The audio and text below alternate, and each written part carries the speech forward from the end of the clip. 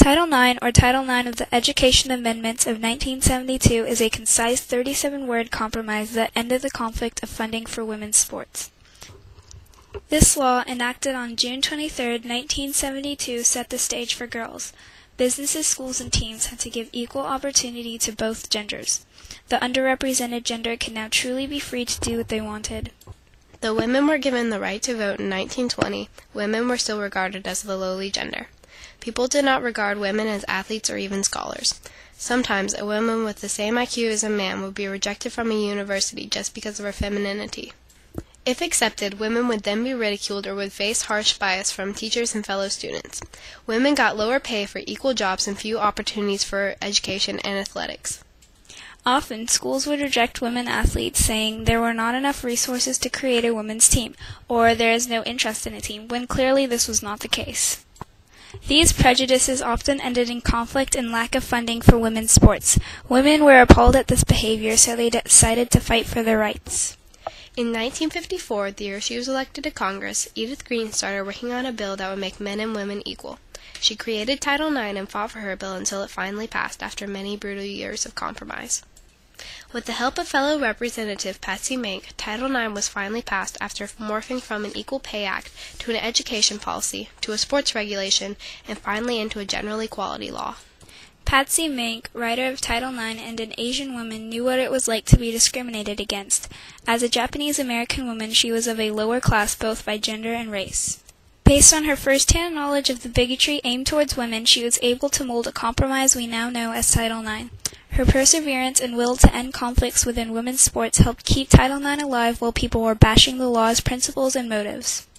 The media often exploited Title IX, as often done with hot-button issues. Editors, radio broadcasters, and news anchors often argued over Title IX's importance. Those against Title IX socked the bill, saying that women athletes were lesbians, among other things. On TV, examples of good women were set by housewives on Leave It to Beaver, The Brady Bunch, and many other popular shows. Protests supporting Title IX were a common sight during the 1960s and 70s. In fact, there were even sights of bra burners.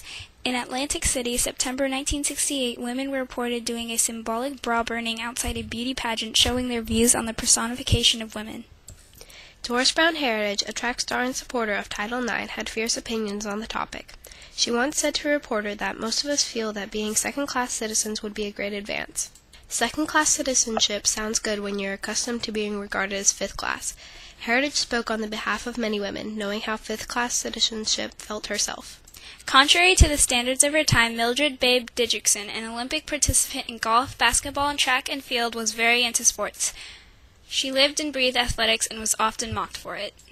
Once she was asked, "Is there anything you don't play?" She responded, "Yeah, dolls." Didrikson later became an advocate for the women's rights movement.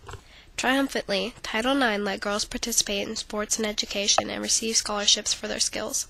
Finally, female athleticism was appreciated. Now we can see that the world has changed. Girls go to college, play sports, and participate in many clubs.